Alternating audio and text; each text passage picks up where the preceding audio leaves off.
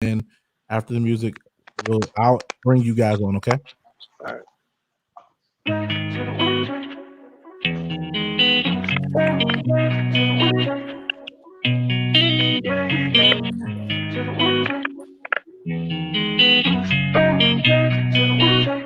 That boy is Benny Honda.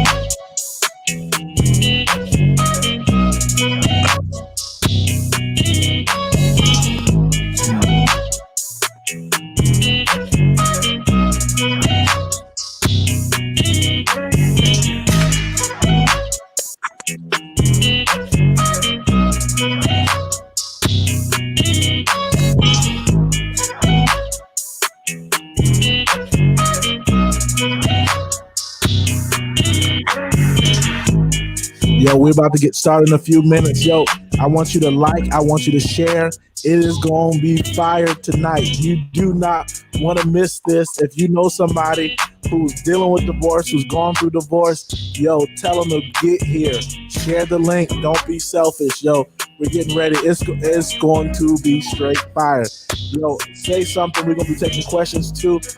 That room, I see this number already going up. It's going to be lit, yo. Woo!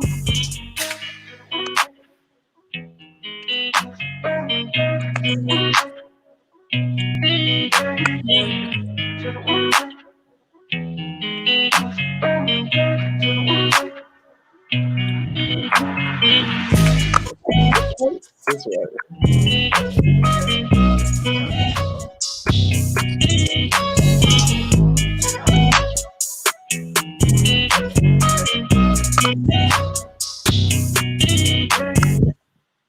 The I Am Man podcast is produced by men for men. We are here to support men through their individual journeys to authentic and holistic manhood. We believe men play an essential role in securing the future of generations and deserve to be seen and heard. Our podcast is a safe space where men from all walks of life can come and process through life's challenges to become the best versions of themselves. Yo, what's up, fam? What's up, family? This is your boy, Big Brother Rob. I'm so excited about tonight's topic. Listen, we're here to talk about surviving divorce. Yo, I found out that regardless of who you are, what culture you come from, divorce is one of those things that people really don't like to talk about. And oftentimes we only hear the perspective of the woman, who talks. And not to say that, women are one-sided, but at the same time, we don't hear the voice of the men. And so, as you know, the I Am Man podcast is here, and this platform is here to let every man's voice and experience be heard and be seen. So listen, yo, I want you to put on your seatbelts, and I'm going to give this caution out here. This is not necessarily only quote unquote a Christian platform. This is locker room talk. This is real men talking about real issues from their real lived experiences. So everything may not be filtered the way you like it. And if it's not, You might want to go somewhere else tonight, but listen, we're already up here. I'm excited. We got some great dudes who are joining us tonight. So if you haven't, I want you to like, I want you to share. Hey, y'all see this comment section? I need to see some hearts. We need to see some likes. I want you to share it because it's going down tonight. It is going down. So I want to introduce these dudes to you, these amazing guys. They're from all over, different places, different experiences, but they all have one thing in common. They have all survived and are surviving divorce. So, yo, I'm gonna introduce you to the guys. Yo, what's up, family? How you guys doing? Yo, what's up? What's up? Good, man. What's It's good going to see down? you. Yo, we in here, man. We in here, and Glad to be here. We're glad to be here. man, I'm glad that you're glad to be here. I'm glad that you want to be here, man. I'm so excited that you guys are here. We got Tommie. He's in Indiana. We got Joe. He's in Chicago. Brandon's in Texas. Nino, Chicago. But yo, I'm excited because you guys all stepped up to the plate, put your balls on the table, and said, "Yo, I'm going to talk about my experience." So listen, I always kick off this podcast and this show asking the question, yo, what does it mean to be a man? What does it mean to be a man? Tommie, why don't you go? Why don't you kick us off, bro? My definition that I've come to learn and understand for me is a man is a leader who has the ability to channel strength, integrity, vulnerability, and wisdom into action. So that's what I think the definition of a man is. All right. Well, so talk to me, Joe. What you're a police officer. Introduce yourself. I'm sorry, guys. Introduce yourself to everybody before you give your answer. So, Joe, tell us a little bit about who you are, and then give us your answer, fam. What's going on? How y'all doing out there? My name is Joe. I represent Joe Speaks Hope, going around speaking to the youth around the Chicagoland area, trying to encourage our youth. I am a police officer, also a Navy veteran. I'm a youth minister out in Linwood, Illinois. My church is Living Grace Church.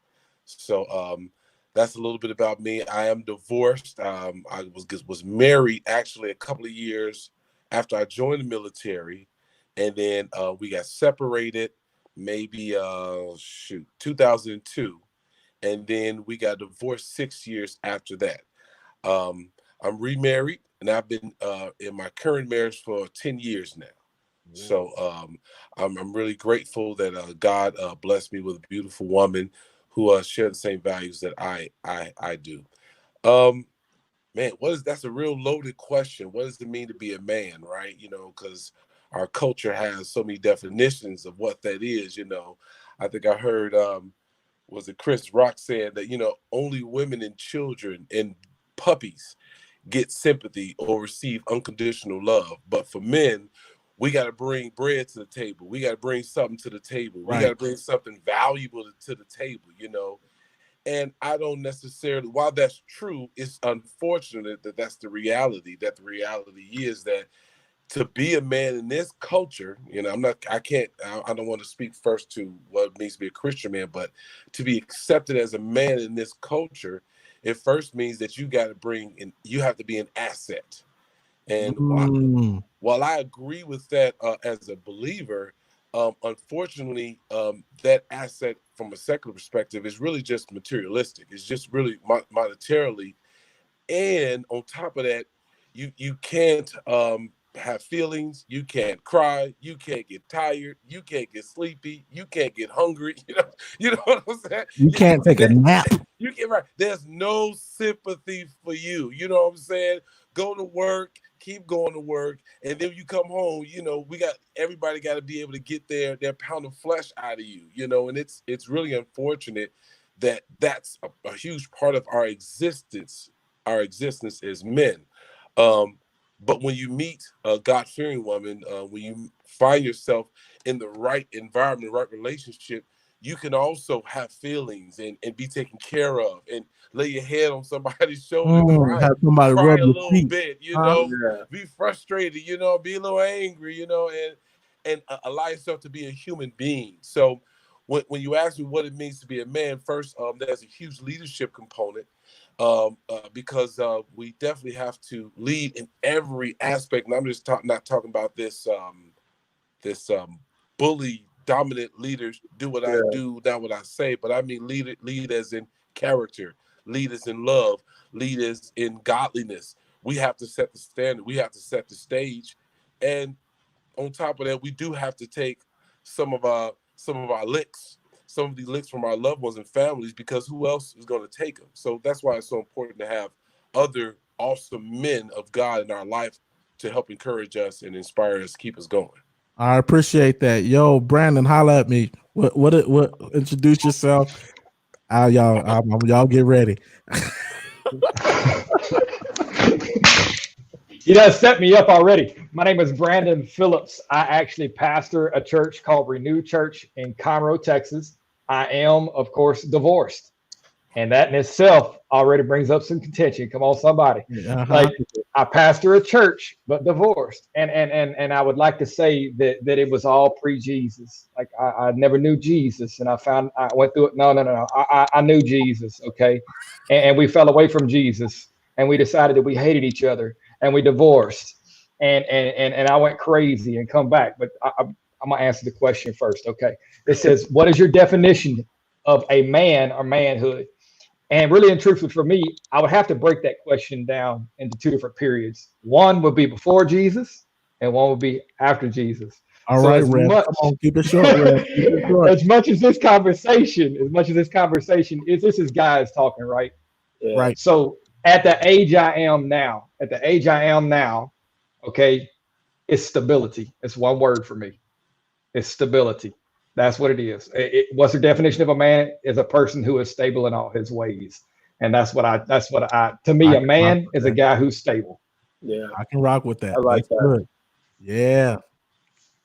Well, was that it? That was short. Hey, look, I quick it to the point. I try to keep the church board happy, okay? I felt that. Stability. I like that. Go ahead. What's up, Nino? Tell us who you are. What's up? Where you from? Why you on here, man?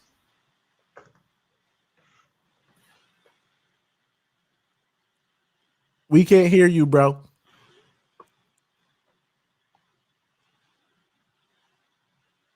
We still can't. Come on, man. We did this pre-setup, man. Come on. Anyway, we're going to let Nino get his sound right. Anyway, you didn't tell us why he's getting his sound right. Yo, tell us, Tommie, tell us about who you are, where you from, all that. All right, yeah. My name is Tommie. I'm from Indiana. I'm a school teacher, South Bend, Indiana, middle school, probably the craziest age group to teach.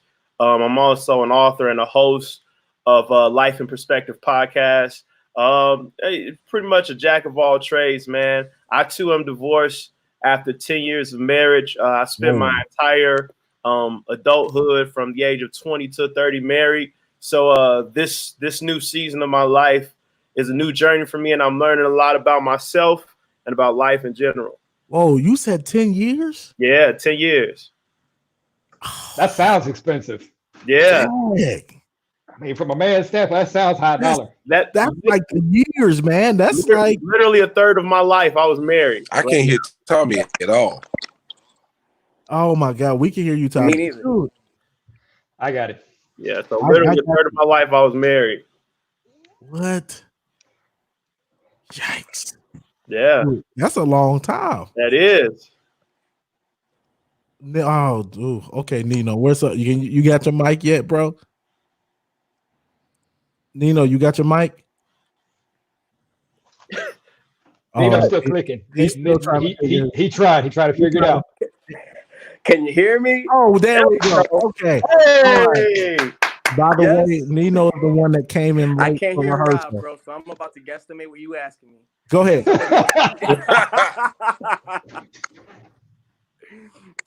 Real quick, to answer that first question. So, name's Nino. I've been doing ministry for about like 10 years, kind of more closely involved with the youth ministry. I am a manager at a gym facility. I open up gyms, train, recruit, develop, mentor, and things of that nature as my Uncle Sam job. And then most recently, about a year and a half now. I've been doing photography and videography, which is something I'm super passionate about. But to answer the question of like, what do I think the definition of a man is or manhood? I think maybe like most, right? A provider, right? The breadwinner, one who holds it together, seems to kind of find himself poised, a self-starter, right? Doesn't need somebody on his back to constantly keep him moving. And then for a long time, I kind of initially thought that it was somebody who refrained himself from like allowing his emotions to be displayed, you know, kind of like cold stone face, you know. But as I kind of develop myself in what I do for work, I've learned that through leadership, you know, having your feelings out in the front street is okay, you know, and it actually probably carries more result than holding them back. You know what I mean? So I think as a man, those are some like key qualities that I believe you should have, or what I believe is the definition of a man. Okay, I'll rock with that. So listen, man, why do you guys think relationships sink or float? Why do you think relationships from the male's perspective sink or float? I'm gonna let Brandon take this one first. So for me, it centers around, and I can give it the one word answer again, but it's simply communication. For me, it all started with communication. So I've lived all over the world. I lived in Africa. I lived in India, been through the Philippines. I've been all over the world, and I've met everybody from men who were in arranged marriages. My neighbor in Lagos, Nigeria, that had two wives. He had one that was, I don't know how to put this other than she was well fed, okay? And he had another wife that looked like her and Dr. Adkins was best friends. And one of those wives was real mean, and one of those wives was real nice. I'll let y'all figure out which was which. But Gotcha. he had two wives, one above and one below. Why did they seek her? So I asked him, I said, man, I can't keep one happy. How in the world are you keeping two wives happy? Muslim man. He said, it's easy. He said, there's 4 floors in my house. He said, the one wife's on the bottom. He said, the next floor is the living room. He said, the next floor is mine. The other wife's on the top. He said, whenever I don't want to talk to this one, I go to this one. He said, when I don't want to talk to this one, I go to this one. He said, when I don't want to talk to both of them, he said, I go to the living room and stay right there. And what he was really saying was, it's communication. It's how we talk. Now, for me, this is, you know, we all, every man out there has got a reason as to why at the end of the day, his marriage failed.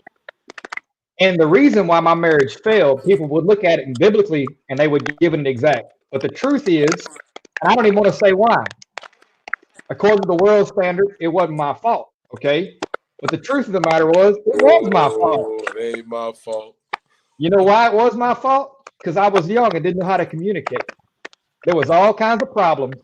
And whenever she got quiet or she got upset, you know what I did? What'd you do? I stopped talking. I started fishing. I started getting hobbies. I started hanging out with friends. I started doing anything else other than sitting down and working through problems. I stopped communicating. So for me, the number one reason for my personal life, now everything that happened after that was a cause and effect from a lack of communication. Yeah. If we had learned to communicate, people wouldn't have been out looking for other folks. So for me, it all starts with learning to communicate. Wow. So what who else? Yo, Joe, not just why do you think relationships, marriages sink or float? And maybe you can speak to it from your personal experience. Sure. I think, you know, it really starts, first of all, communication. I definitely agree with that. I think that's a huge part of it. But I also think there's this generational element that gets missed from one generation to the next, right? So speaking from my generation and how I grew up, not seeing a lot of successful marriages. And you grow up in an environment where you don't see successful marriages, and you attach yourself to someone who also didn't see successful marriages. So all you have is what your imagination might think is a successful marriage, or might think what would make the marriage work. Not to mention a little bit of R&B, what the movies say, you know what I'm saying? Yeah. Stuff that has nothing to do with reality, right? So you mix those things in, you think you're just gonna have a good time, and then what happens is after the honeymoon, then life happens. And now you got to actually live life as one person, but you're still two, right? So part of my personal experience was that I was young. I got married again my second year in the military. So I was 21. My wife was 20. And I think before I turned 22, we had a child, which was one of the reasons why I got married. I wanted to do the honorable thing. I wanted to do the thing that I thought was right. I even thought it was biblical. So you basically got married out of pressure. Don't get me wrong. I cared deeply for her. She's my high school sweetheart, but I wasn't ready for marriage. Right. I don't think she was either. But I thought I was going to do the right thing. Hey, I'll eventually marry her. What am I waiting for? Mind you, I'm in the Navy. I'm kind of independent, kind of living on my own and making money. So so I feel like an adult. I feel like I'm an adult now, so I can make adult decisions now. Didn't get any counseling. Didn't get any wise words from anybody. It's a knucklehead 20-year-old, 21-year-old marrying another knucklehead, and pretty much we got knucklehead foolishness that came up out of it. I got you. Now, Tommie, I'm afraid to ask you this question because, Tommie, you just said you spent 10 years from the age of what, 19? What was it? I got married at 20, I think. So from the age of 20 to 30, almost. Yeah. I'm talking about those are the golden years. Yeah. Like, dude, why? What happened?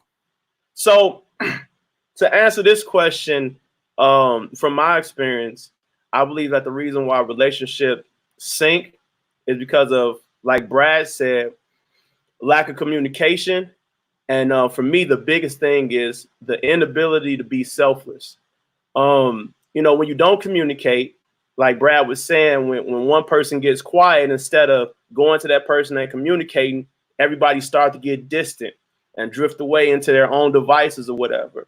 And then what ends up happening is, because we don't practice selflessness, pride creeps in. So I'm not about to be the first person to say something, or I'm not going to be the first person to say this. I'm not about to apologize first, or you want to prove the fact that you're right and they're wrong. And then, the whole what about me syndrome kicks in. And, we're not thinking about our spouse. We're thinking about only ourselves. And that's when, the relationship starts to sink. Now, in my situation, that literally was the situation. Two people who came together. We were going to the same church at the time. And you know how it is at church. You date and the pastor preaches better to marry to burn. And then you want to have sex, but you want to stay saved. So you're like, you know what, let's get married so we can do it. And it'll be okay with God. And, you preaching right now. You preaching right now. You don't actually sit down and actually think, like, do I actually really like this person? And, you end up getting married and, you spend years, especially when you're in a situation, when you're in the type of church environment where you have to stay married, even when you're miserable. It's like now you're staying in this marriage and you've been wanting to get out of it. So things just end up growing and growing. And then you look back and you realize how distant you've become from your spouse for the sake of the appearance of we're married, for that title. At least I'm married. Like, nah, I hate being married, so that's really, how people start to sink, man. It just starts with lack of communication and the inability to be selfless. So which one? So what was it? Your inability to be selfless that led to the divorce, or how did you guys? Because 10 years is a long time. Yeah. So it's not like year one, year two. This is like, man. This is. So in my situation, it was my inability to be selfless. If I can look back, if I can go back and change anything about that situation, it would be how I would approach that situation. I come from, my mom and my dad been married for almost 40 years now. So I come from marriage and everything. It might not have been the best marriage, but I've seen the structure of marriage and work. My ex didn't come from that. her parents were divorced, were separated for 22 years. So she didn't have that in her life. So instead of me realizing that, she, like, the way that she responded to certain things weren't personal, it was just out of her experience. Instead of me realizing that, I took it as an attack, so I wasn't compassionate enough in those situations. So, I was more so like, dang, like, man, all I'm doing is we got to cater to your feelings. We got to cater to what you need. And, if we want to do things the biblical way, You know, we're supposed to like lay down ourselves, like love what the scriptures say, love your spouse as Christ loved the church. Even when the church is dissing you, and like you still have to put yourself, I mean, your spouse before that. And if two people can come together and put their spouses before them, nobody would go lacking. And I think that's where I felt at in marriage. Like I tried that, and I was good at it for a while, but then after a while, like, man, when is it gonna be my turn? So it was like, you know, that's what happened. You know, to be honest, that's some true stuff. Now, I've not experienced a divorce, and I pray that I never have to. But there are places in marriage where you're just kind of like, yo, I give, and the wife or the male or the husband or the you know, each mate can feel that way. So there was this saying that I refuse to agree with, because when I first got married, they would tell me, yo, Rob, happy wife, happy life. Happy wife, happy life. Shut up. Don't say nothing. Chill. Don't rock the boat, you know. And I was like, yo, this is bull. like this is bull. So I think it takes two mature people, or marriage is about two people being able to sacrificially love one another. And sometimes that's hard, because you want to go off, you want to do your thing, they want to do that, and it's challenging. So and then communication, like each one of you guys have said, is a major aspect, because if people don't know how to communicate, then people start stonewalling. Like people, especially men. Now, I had an instance not too long ago where my wife really pissed me off. She made me really mad, and it's not that I was trying to, you know, I didn't think it was something, but I essentially went to one part of the room, didn't speak to her for the rest of the day. And in my head, I'm thinking, yo, let me chill, let me cool, let me not say anything. But to her, when we came back together, she's like, oh, so you giving us this, we doing the silent treatment now? Like we playing that. And I'm like, silent treatment? I'm like, yo, I was trying to chill.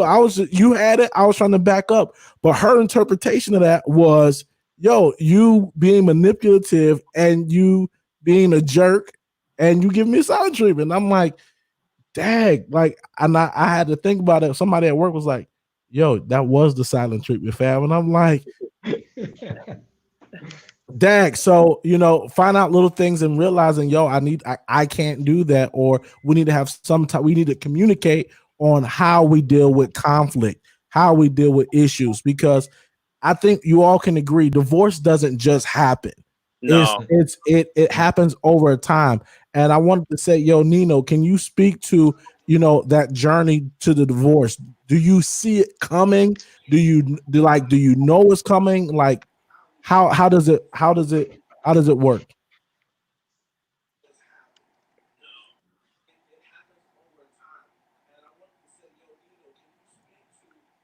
I think he got an echo. So anybody pick that, anyone who for me, man, my bad. I'm actually listening to you from a delayed audio because I cannot hear you on mine. But I did get to hear the question. I don't think you ever see it coming. Coming from somebody who, I think a lot of us, we go in with the value that it's, you know, you go in all in, you're not going out, you know what I mean? And so I didn't see it. I didn't see it because personally, I had a lot of my own personal development that I was working on. And maybe that was my mistake. You know what I'm saying? I was trying to focus more on like the internal and what was going on with me in my marriage. And so to where I thought I was progressing and things were going great because I was chipping away at my shoulders and you know, and what I had going on, I wasn't tending to the wife at home or to the emotions and to what was going on in her internally. You know what I'm saying? Yeah, I was being concerned or fully conscious of like the things that she was expressing to me, and I was doing to what I thought was best. You know, I was fully aware that I wasn't able to attack everything all at once from what was being expressed to me, and so I was doing my best to kind of attack them little by little. And so yeah, when that time came, definitely took me by surprise. And, you know, of course, a lot of emotions came in between that. But I don't think that a lot of people do expect it. And just because you go through the motions of life, right? The reality is just like anything else. You see it on a day-to-day basis, you become numb to it, right? And if you don't become numb to it, if it's not that you're numb to it, it's that you just kind of grow a tolerance for it. And you just say, you know what, this is, what it is. And I mean, if this is what it's going to come down to for the rest of it, I'll take the hit, all, of course, according to the value of what I would consider marriage to be. But yeah, to answer that question, I don't think a lot of us do expect it. Well, I think, what you just said, it sounded like stuff was just stacking up the whole time. So it's kind of, I hear you say it doesn't, but what you just said almost makes it sound like, it was just like, hey, this happened, let me sweep this under the rug. Hey, this happened, let me just sweep that under the rug. Brandon, did you see it coming? Did you how did it happen? I see Nino's point on that because I think being young and immature made a big difference for me, because now it would be like road flares. I mean, you can't miss it. It'd be like somebody hitting you in the forehead with a stop sign. But at 22, 24 years old, no clue. And I'll be a little more candid, and I can say this. I have 4 kids, by the way. My 2 oldest are from my first marriage, and I can say whatever I want to because they are 13 and 15 and do not have social media at all. They don't have YouTube. They ain't got Facebook. They ain't got none of that, okay? If they want to see it, they can see mine over my shoulder. And so I can say whatever I want to. But at the same time, I will tell you this, anything that I say, I would say if my ex-wife was sitting right here. Okay, so I ain't gonna say anything that she wouldn't be sitting right here. The end result, I have to go first of all, was I was in Fort Sill, Oklahoma, and I was in the U.S. Army. And I come home one evening, and her cell phone's laying on the table, right? The cell phone rings. It's a friend of ours who happens to be overseas. I pick up the phone. I answer it. Hey, we don't want to miss your call. You overseas. We're in the U.S. Guess who it is? It ain't her. It's some guy that has his name underneath this other phone number. Well, not only that, I recognize the guy's. I recognize his voice, and so he started talking. I know this guy. So throughout the night, after I'd called him approximately 220 times, not too much, just to see if he'd pick up. Of course, he didn't, and he was a couple states away. And throughout the next 48 hours, now all of a sudden, I asked myself, how did this ever happen? Whatever. And within 48 hours, I was very cognitive of everything that had happened over the last 3-4 years that had led up to that point. But it wasn't until I got that phone call, until I answered that phone, that the reality ever hit. Did I see it coming? Not at all. Not at all. Being warned, everything else. But again, I got to go back to what I said before too, in that was the result. That was not the cause. And in the military, as in the oil field too, they have something called a RCA. Probably have it with the police department too. RCA stands for root cause analysis. Okay. We use it in business all the time. We use it in military, government uses it. The root cause analysis of what happened was not somebody running off. It wasn't a guy on the other end of the phone. The root cause of analysis was something completely different. We always hear the effect. We don't hear the cause. So wow. Blindsided, yes. Okay. Now I gotta ask Tommie, 10 years. Did you see it coming, man? Bro, honestly, yeah. And in hindsight, everything, the signs were there that yo, dude, this ain't gonna work out. But in the moment, there were times yeah, this ain't gonna work out. But I was so I would say that the demise of my marriage began the day that I got married. And I say that not in a spiteful, bitter way, but the reality is this: when I got married, I had no plan, I had no vision, or I had no concept of what marriage was. Like I was saying, we went to the same church. I liked her, she liked me. We wanted to do it, so we thought, hey, let's get married. That was my concept of marriage. Get married so that you're good under God. There was no strategy. I had no vision whatsoever. So going into the marriage, not only that when she had a child prior to us getting married. So going into marriage, we didn't have enough time to spend alone. We went into marriage raising a kid. And then on top of that, so years would go by And like, I'm sitting there like, man, like I had no help. The pastor I was under at the time, he couldn't help us because he dang near didn't know what he was talking about in marriage. We would go to marriage counseling sessions, and it would turn into a venting session where he was talking about, man, my wife do the same thing. I'm like, dude, how do you help me? Like, so we had no nobody to like really pattern our marriage after in ministry or anything like that. And we were kind of just winging it. Like I said, coming from me coming from a married home, her not, and us trying to collide together. Like I said, I had no vision, no plan. So like I wasn't really leading my marriage. I was kind of like under the whole, well, she been through this, let me kind of ease off. I was walking on eggshells and everything like that. And it wasn't until like 2 or 3 years into my marriage that I realized, okay, this is what I want out of my marriage. But by then, we both had two different ideologies on what marriage was and how it looked. And so, but we had kids by then. We got 3 kids. So I'm like, okay, now we got to stay married. We got kids. But then 3, 4, 5 years later, I'm like, you know what? This ain't cutting it, man. Like, I know what I have a purpose and a plan for my life. And the purpose that I have for my life, that I know that God has for my life, you don't like, your vision for us together is completely different from mine. So we started clashing, and it was like, we just weren't compatible. And like I said, had I really understood what marriage was and how to view marriage, not just I'm getting married because I like you, but are we even compatible? I honestly believe I married the wrong person, and I spent 10 years with the wrong person. I don't say that in like a way like she was horrible. No, like she's a good person. She cool or whatever. We just weren't compatible, and we should have never, like, our visions, our ideas, how we think are complete opposite, and we should have never got married. So that's why I say, like, my marriage started to end the day that I got married, because it was two people that should have never got married in the first place.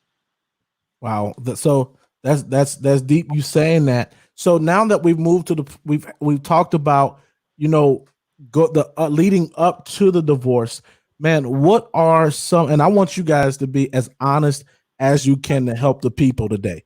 All right. We're here to help the people. What are some of the battles you've had to fight within and with others around your divorce? Because, when two people really get married, it's bigger than just you two, to be honest. Yeah. It's bigger, and especially if you start having children and you got joint friends, joint accounts, joint churches, joint opinions.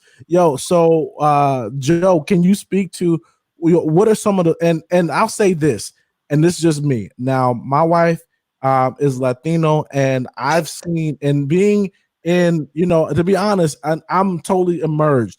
So I have seen and I'll just say, and I'm probably gonna catch flack for this, but I'm gonna say it anyway. I have seen most relationships in the listen, I'm stuttering over my words, just trying to get it out. He worried. You worried about that next. You got to pay for this later or not. Exactly. In the Latino or culture, like most marriages I've seen and of course it's two people, but it's been the women who are the most bogus. Like, it's the women who have gone out, who have cheated, and then after it's over, they're like dragging. They don't want the dad to see the kid. They act like it's just like he was the worst man on the face of the planet. Like, I have seen some crazy situations. So, and I want to know, what are some of the battles as a man that you've had to fight within and with others around your divorce? Go ahead, Joe. Thanks for sharing that, man. That gives some comfort. I want the baby mama drum. I want it all. We want it all. That gives some comfort. I appreciate you sharing that. We talking about sharing stuff. Listen, my wife is on this live, and she is like, "You in trouble.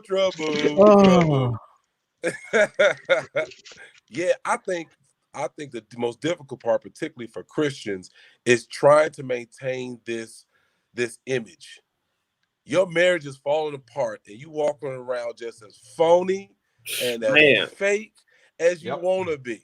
You know, I've been preaching since my early 20s, since my mid 20s. And the whole time my home life is garbage. And I'm just in the pulpit and the Lord saying, hi. You know, it's terrible, man. I'm just ridiculous, man. My home life is, I don't know when the last time I seen my kids. My wife don't even come home no more. Don't even tell me that she coming home no more. You know, I'm still going to work. I'm still going to work. I'm still going to school because I'm still trying to keep this image up. You know what I'm saying? I don't know how to fix it. And I'm just hoping like this is a storm that will pass. And let me just keep my rain gear on until it stop raining. And it's like, no, Doc, this is a wrap. This thing is coming to an end. And I'm just keeping this image going. So I think that was one of the worst things for me from within. I'm just keeping the train going, keeping the image going. I'm at church. Listen, I'm at church. I grew up coaching. So I'm at church Monday, Tuesday, Wednesday, Thursday. And my home life is going to, the outer limits. I'm just terrible, man. So for me, that was one of the biggest things. I'll never do that again. I'll never just let my home life go, away. But it's just me and Jesus. I'll never do that again, man. Listen, my mother-in-law's on this live, and she is giving me the flood.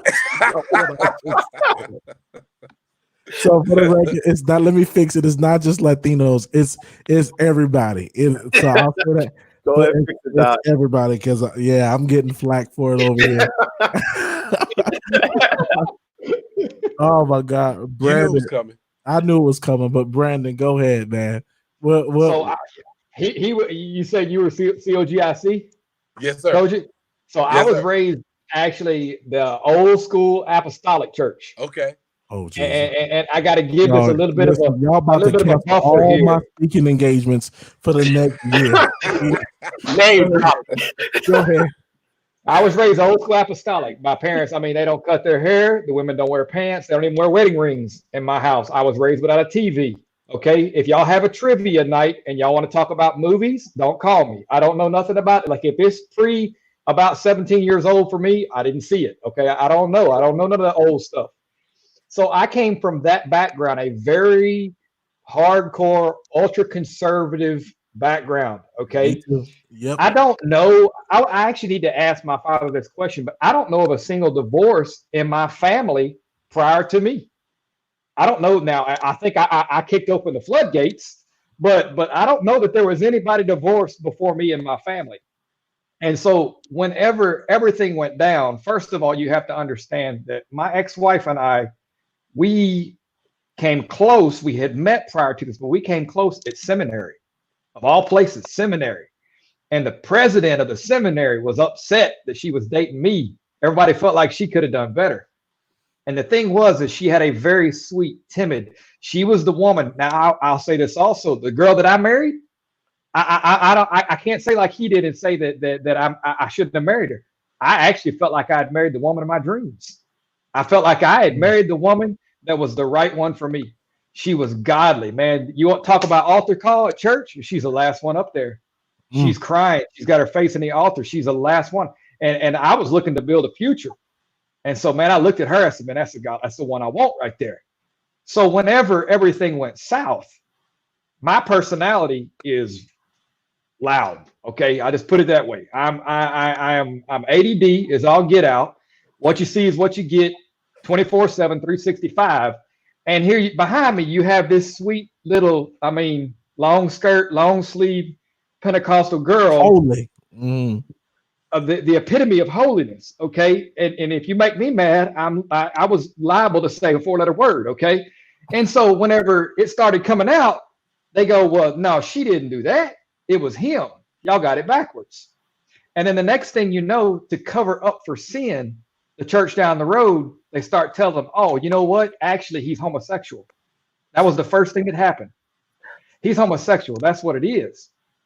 It's not that somebody did something on somebody, but he's homosexual. That came out. Battles after that, of course. Okay, so right prior to all this going down, we come back from Africa as missionaries. I am the youth pastor at a church in McGee, Mississippi. Okay. If y'all know where McGee, Mississippi is. No, we don't know where that is, fam. McGee, Mississippi is straight up country. Okay. It's country. It's country. And I don't know how to say it other than just say it. I was the white youth pastor to an almost all black church. And of my youth group, I may have had 1 or 2 white kids in the whole youth group. It was all black youth group. These people look at me and my wife and they see things falling apart. Okay. So to back up for just 1 second, I won't take up too much time here, but to back up just 1 second. Whenever we were in Africa, the thing that my wife thought that she was called to do was to be a missionary in Africa. Okay. When we're in Africa, all of a sudden she discovers that what thought she was called to do and the reality of that calling was 2 complete different things. And because she lacked a relationship, a personal relationship with God, whenever she got there and discovered that you weren't just having tent revivals and people being filled with the Holy Ghost left and right, and people watching legs grow and all this other stuff, whenever she realized that that wasn't the reality of it, now all of a sudden she questions it. So we come back, now we're a youth pastor. Now she stops going to church. She don't pray anymore. And slowly but surely, as a husband and a youth pastor of a church, I could communicate all day long to the kids. Man, we had a rocking youth group. I had no idea how to fix my wife. It went back to that communication thing again. So it starts falling apart. And the entire time I'm saying, God, can you please help me? Can you please help me? But as I began to do that, at some point I gave up and said, you know what, man, I'm just not cut out for this. This ain't what I'm built to do. So I go to the pastor and say, hey, look, it's in my hands, but it ain't in my heart.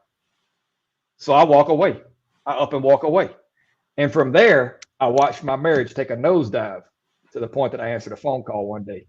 And from those things that happened, now I've got to answer questions of, are you gay? Is that really what happened? Are you homosexual? I got to answer questions of well, really and truthfully, like it was somebody else. It wasn't her, it was you, right?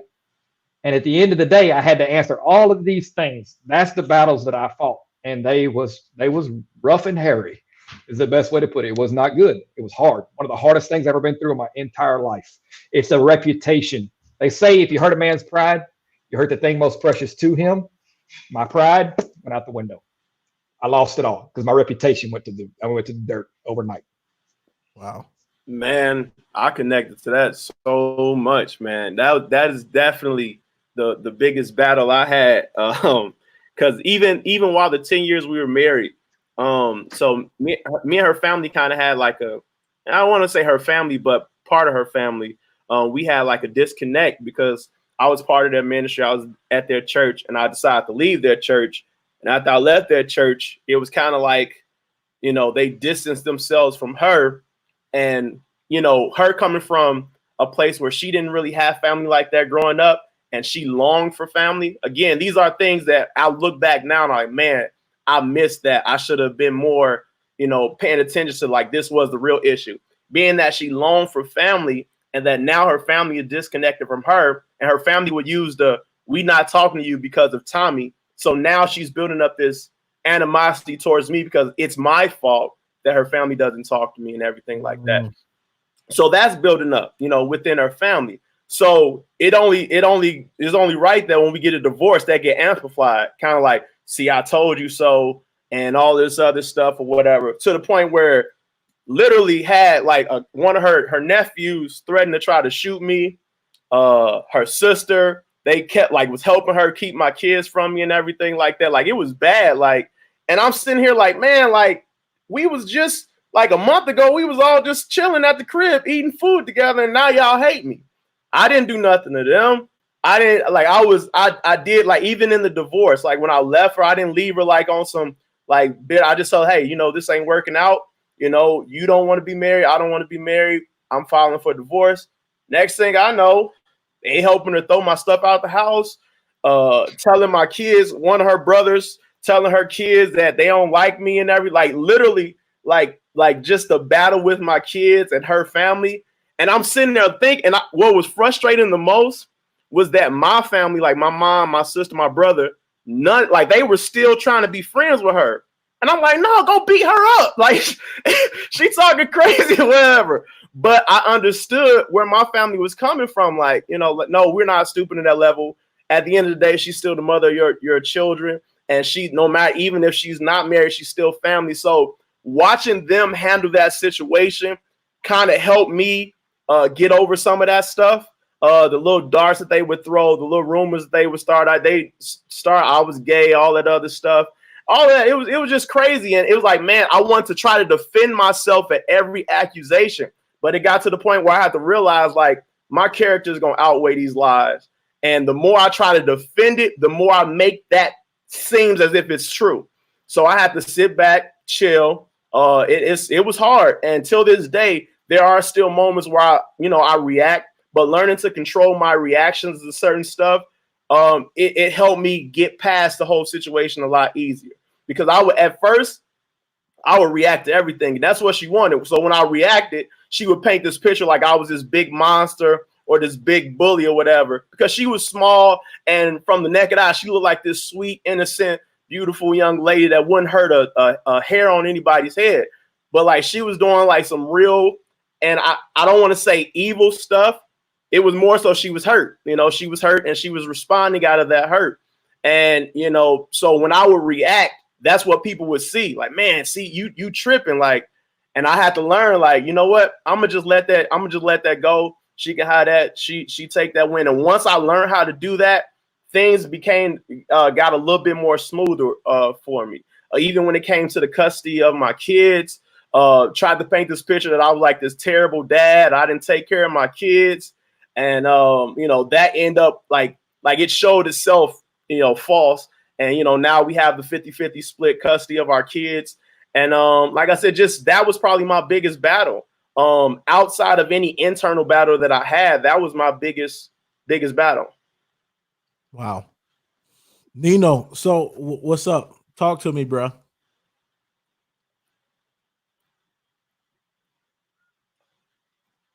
Oh my God, we can't hear him. We got to get Nino. Dude, man. So how about go ahead. What'd you say? Oh, you okay? You can hear me. There we go. Bad. Okay. I said, look, when you're involved in ministry, everything antes up. Okay, everything, all topics, all subjects. It doesn't matter what you do. It ups the ante just because you're doing ministry, just because you're a leader, just because you're doing the work of the Lord. You know what I'm saying? You have a higher expectation, right? And so that in itself is an issue, man. It becomes a huge struggle and battle, right? On top of that, you in a marriage where y'all create mutual friendships in the ministry, and then y'all networking. Y'all been doing this for years, so now you got churches that y'all visit on a constant basis, and people know you. People know you as a couple, right? They don't know you as an individual. They know y'all as, oh, this is Nino and his significant other. You know what I'm saying? Like, and you don't separate the two. So when you start seeing like the image of, okay, all of a sudden Nino's going to the services by himself, or man, I haven't really seen his wife in quite some time now, right? Or the other way around, I'm sure she was receiving the same thing, right? It becomes a struggle, man. And I, Lisa was asking a question earlier. She was saying like, do we see it fit to be doing ministry while going through the process? And me personally, I don't think that there's an absolute answer to that, right? Because I think that most would probably just answer that by saying, go on a sabbatical. You know what I mean? It's just easier to go in that direction. I get it,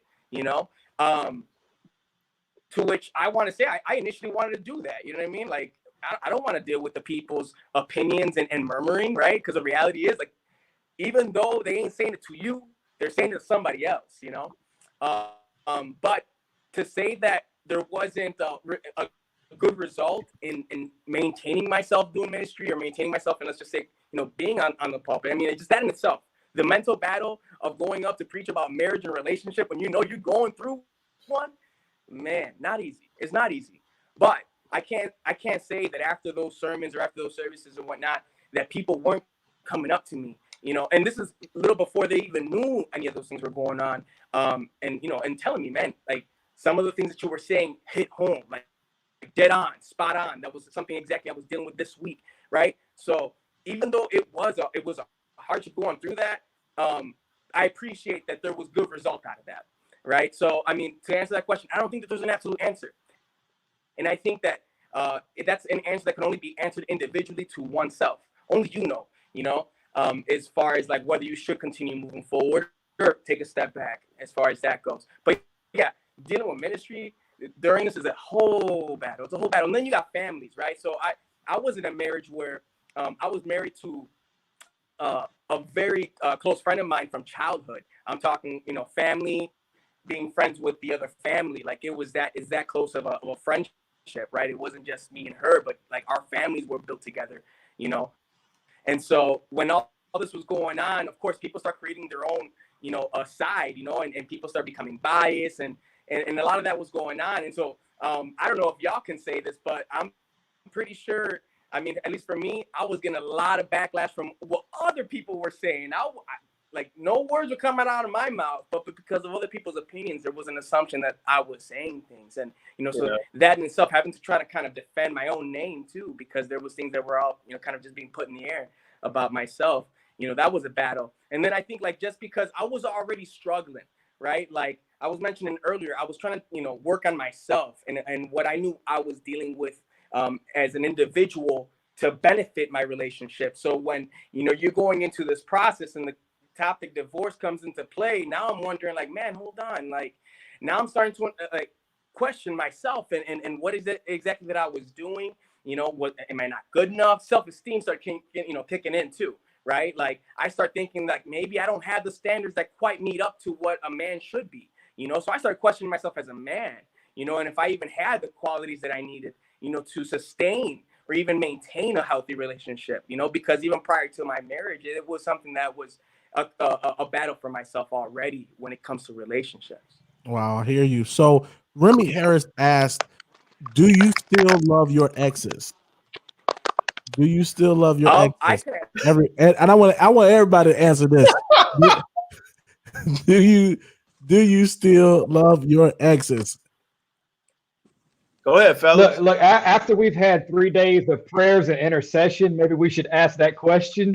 But just off the cuff of all the questions you got to ask, of all the questions they done asked in the chat room, that's the one you landed on. You know what?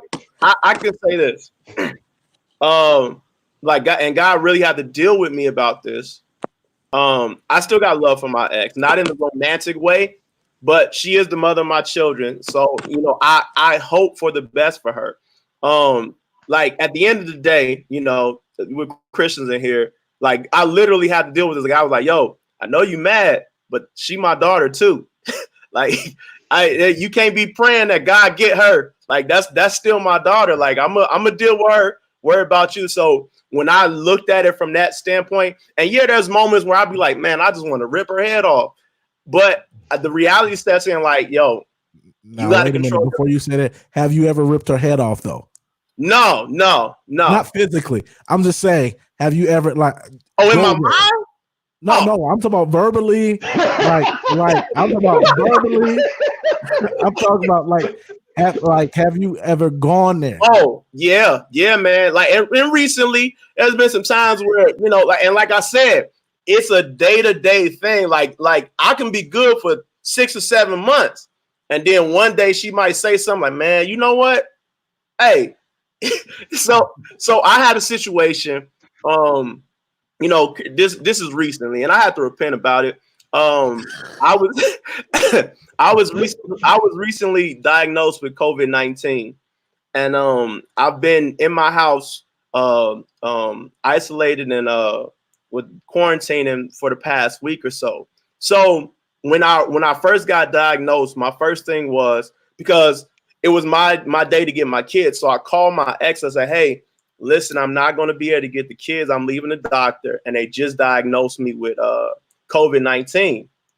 Her response was, "You a liar. You just don't want the kids," and like start trying to go off on me. And I'm like, yo, I just got diagnosed with COVID-19. Like, people dying from this.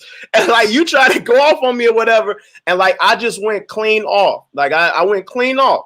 And I called her some names. I said some things or whatever. And after I, calmed down, I'm like, you know what? I shouldn't have even said nothing to her.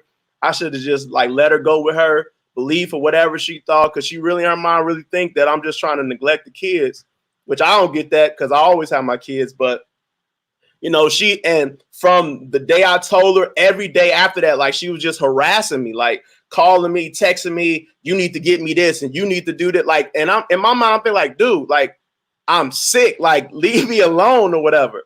But it was just like, man, in that situation, yeah, man, I ripped her head off, and I had to, it took some time, some days to kind of like, you know what, let me chill out. I'm under pressure. I'm frustrated because of this sickness and everything like that. Let me just chill out and let me just focus on getting healthy. And in that process, I just, kind of reflected back on some of the things I said. And I did text and I apologize for saying some of the stuff I said or whatever. But to answer that question, yeah, I don't hate her. I would be foolish to hate, the mother of my children, and to wish for her to fail or anything. Because, at the end of the day, she's my kids. And if she fail, part of my children will fail. So my kids need to see both their parents succeed and everything like that. So my ideology is just both parents need to be successful for the sake of the kids. So if me wanting to see her fail or her not have money or her not be successful, her get fired from her job, her to have to deal with stress would be foolish, because ultimately that's going to affect my kids. And I don't want that. So I feel you on that. Man, I'm interested. So Joe, I'm not going to ask you, do you love your spouse, your ex, but are you friends?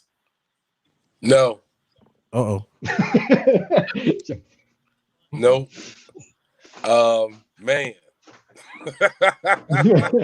What a journey. This is we got to keep it short because we run out of time. We got to do a part 2.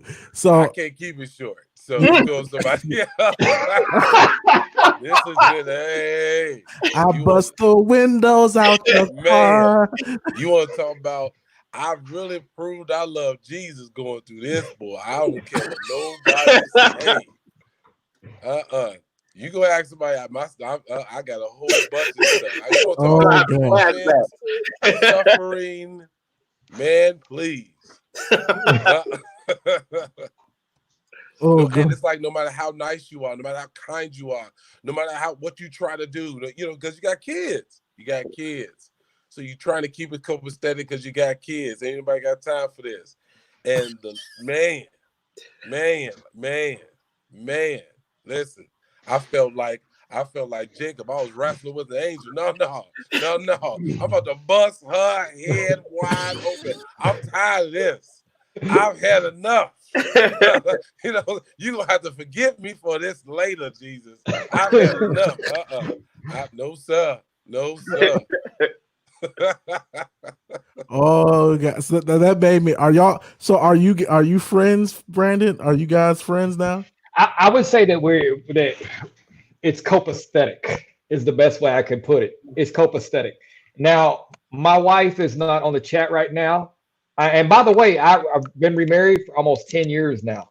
Okay. And in the absolute best relationship, the most godly relationship that you could ever ask for. It's literally like picture perfect. 10 years, we've maybe been in 3 arguments in 10 years. I'm kidding you not. It's a wonderful, blessed, absolutely blessed relationship. So just for those, if there ends up being 2 parts, for those of you men that are watching, trust me, you can recover and still continue on in the direction, because God has a purpose and a plan for your life.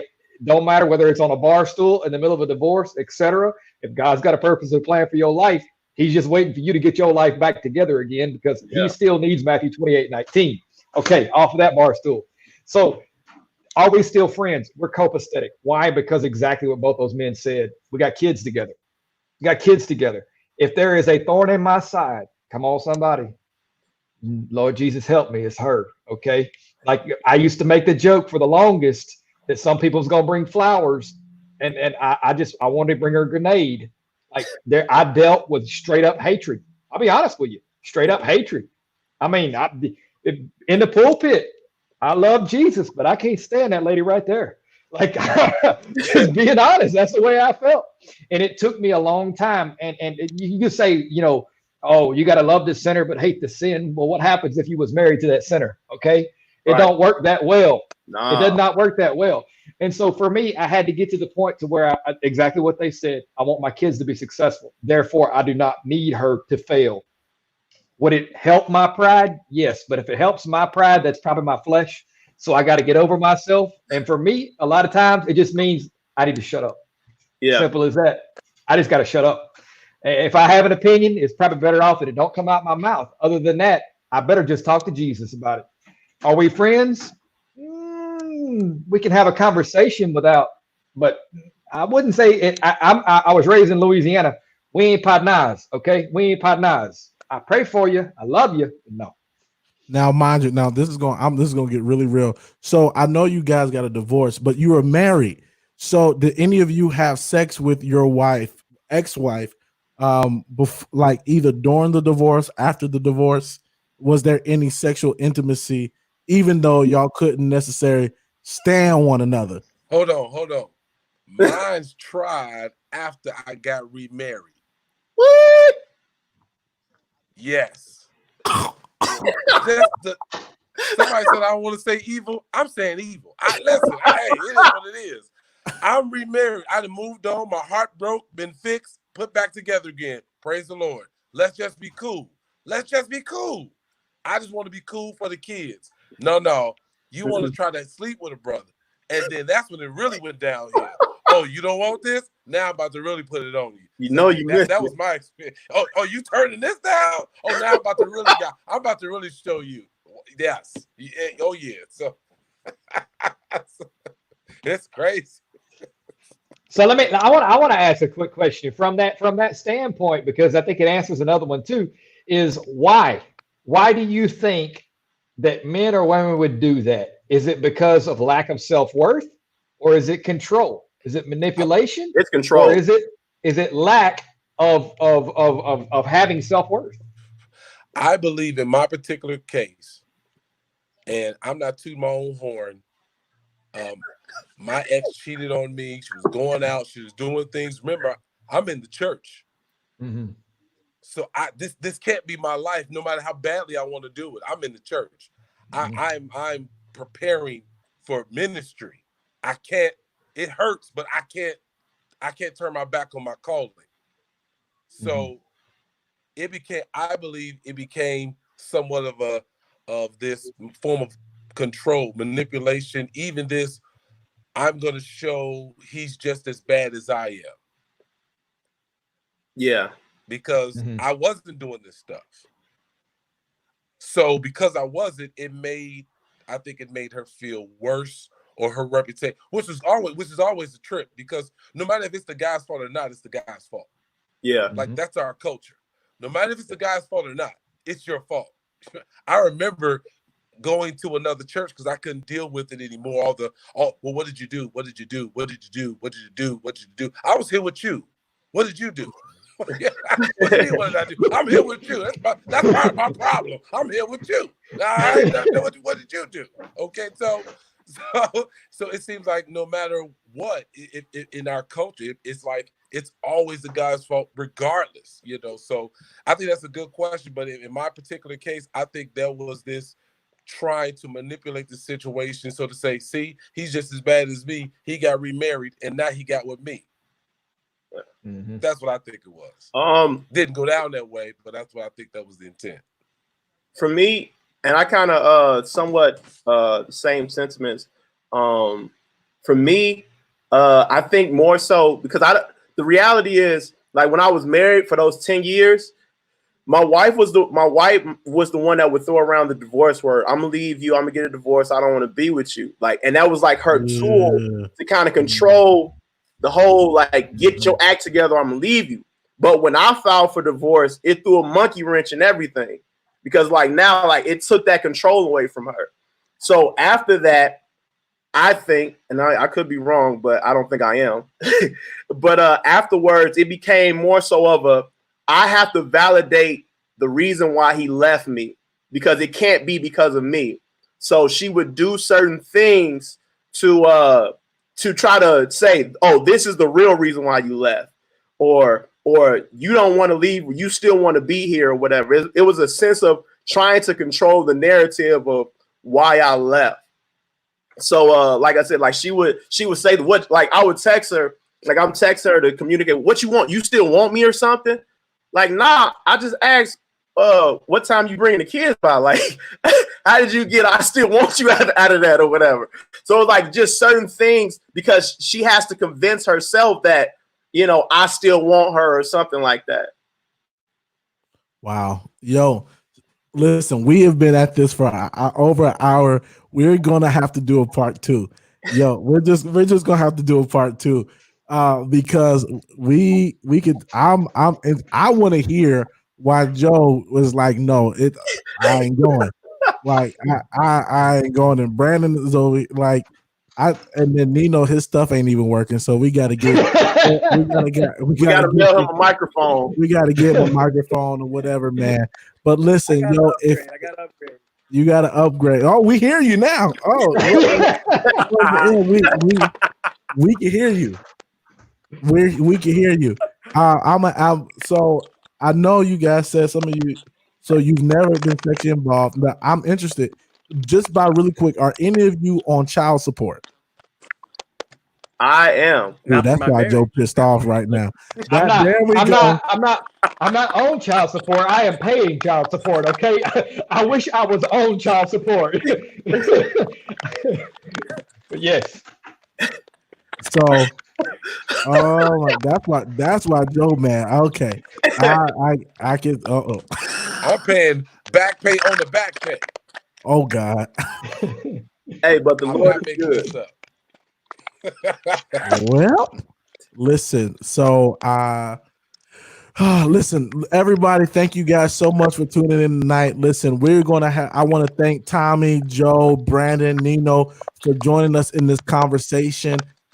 This has been crazy. This has been wild, and I'm excited. We are going to do a part 2, so hopefully we can get you guys back on the show to talk more about your experiences. I want to hear why Joe is still pissed off. Brandon, I want to hear about what, God knows what's going to come out of his mouth. And I'm still appalled of how Tommie just gave somebody 10 years of his life and it didn't see it coming. And Nino, we just want him to have a microphone at work. We just want to hear you. Yeah, listen, to every Latino that is upset with me for my comment, I pray. Oh yeah, you did that. Yeah, you got to get that right. I'm afraid to get off. I'm only stalling because I'm afraid to get off. I want y'all to know it's the first time he's supporting that wall. He's trying to keep him from whooping him. Listen. And to be honest, for the record, there is mainly women in this chat that are they want to know. Let's be honest, they want to know what we're thinking. Yeah, I see. Well, we'll be back for a part 2. My wife was like, "We mad, man." Look, in the chat, it's going. Somebody, oh God, wait a minute. You dropped a question. And I gave my husband the stare down. So somebody in trouble. Oh Lord, listen, this chat is going, yo. Thank you for your appreciated divorce, single, and needed no men's side. Thank you. Okay, well, for all the brothers, if your wife is mad at you, don't blame me. Glory to God. I'm just a vessel. Don't shoot the messenger. All right. We love you guys. Peace out. Y'all have a great one. Thank you so much for joining the I Am Man podcast. Listen, we love y'all. Have a good one.